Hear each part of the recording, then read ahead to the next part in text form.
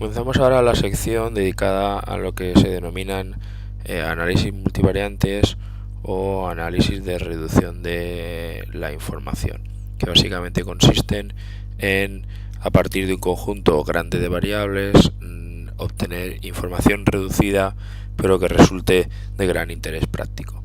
Dentro de esas técnicas, la primera que vamos a ver es la conocida como análisis clúster, cuyo objetivo básicamente es realizar agrupaciones de sujetos o individuos en función de las variables de tipo cuantitativo que han sido medidas sobre ellos. El resultado final son agrupaciones de individuos que podremos proceder a estudiar a través de las medias y desviaciones típicas para poder caracterizar de alguna forma los grupos de sujetos obtenidos a partir de esas puntuaciones de las variables. Como ejemplo vamos a utilizar las variables del test de ansiedad, MAX-FIS, MAX-SOC, MAX-DANO y MAX-SEP. Lo primero que hemos de realizar siempre en este tipo de análisis es un análisis previo de correlación entre las variables con las que vamos a trabajar. Si dichas correlaciones fueran pequeñas, pues resulta más difícil poder establecer agrupaciones. Cuanto mejor sea la correlación entre las variables, o si hay grupos de variables que están muy correlacionadas entre sí, pues eso proporcionará mejores soluciones del análisis clúster. En principio vamos a exigir o vamos a tratar de estimar 3 agrupaciones de individuos para este conjunto de datos. Siempre hay que tener en cuenta que el número de grupos que consideremos debe de ser menor que el número de variables con la que estemos trabajando. Esta sería la opción que obtendríamos para lo que se denomina el análisis de K-medias, que lo que busca es realizar agrupaciones en base a las medias de las variables con las que estamos trabajando, y aquí tendríamos para cada una de las variables de entrada del análisis cómo quedaría la variabilidad de los individuos sujetos o que están contenidos en cada uno de los grupos.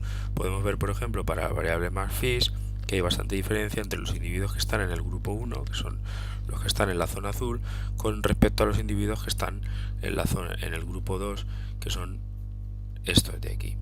Esta diferencia se basa básicamente en la media. El grupo 3 tiene una media mucho más baja que el grupo 2. El grupo 1 se queda entre medios de ambos. Esto suele ser bastante habitual siempre. Suele haber grupos extremos y luego grupos intermedios que van graduando a los individuos. Lo mismo nos ocurre con el resto de variables, como podemos ver en el resto de gráficos que tenemos aquí. Para saber si el análisis realizado tiene interés estadístico, debemos fijarnos en lo que se denomina porcentaje de varianza dentro de los grupos recogida por cada uno de ellos y lo que se llama la varianza entre grupos. Esta varianza entre grupos, que aparece aquí al final de la salida, debe ser lo más grande posible. Cuanto más próximo a 100 mejor. Valores por encima de 50 pues ya se consideran bastante adecuados. En este caso ese porcentaje de varianza es del 66,36. Y lo que tenemos aquí, son las medias de cada una de las variables para cada uno de los grupos que se han formado. Podemos ver, como ya habíamos visto, que el grupo 2 es el que tiene las medias más altas y el grupo 3 es el que tiene las medias más bajas. El grupo 1 tiene medias intermedias entre ambos grupos de ahí. Eso quiere decir que los individuos que pertenezcan al grupo 2 son los que van a obtener puntuaciones más altas en el test de ansiedad, mientras que los individuos del grupo 3 son los que van a obtener puntuaciones más bajas en el test de ansiedad. Podríamos indicar, por tanto, que los del grupo 3 son individuos más sanos que los que están en el grupo 2, que son individuos más enfermos. Vamos a ver ahora cómo realizamos el análisis clúster con la aplicación web con la que hemos venido trabajando. Una vez cargados los datos del banco de datos 1, que son los que hemos venido utilizando habitualmente, pues nos vamos a la opción Cluster.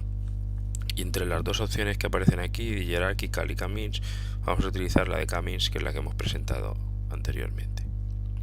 Una vez seleccionamos la opción, pues únicamente hay que elegir las variables de interés, en este caso las correspondientes al test de ansiedad, y elegir el número de grupos. En este caso vamos a elegir 3 grupos.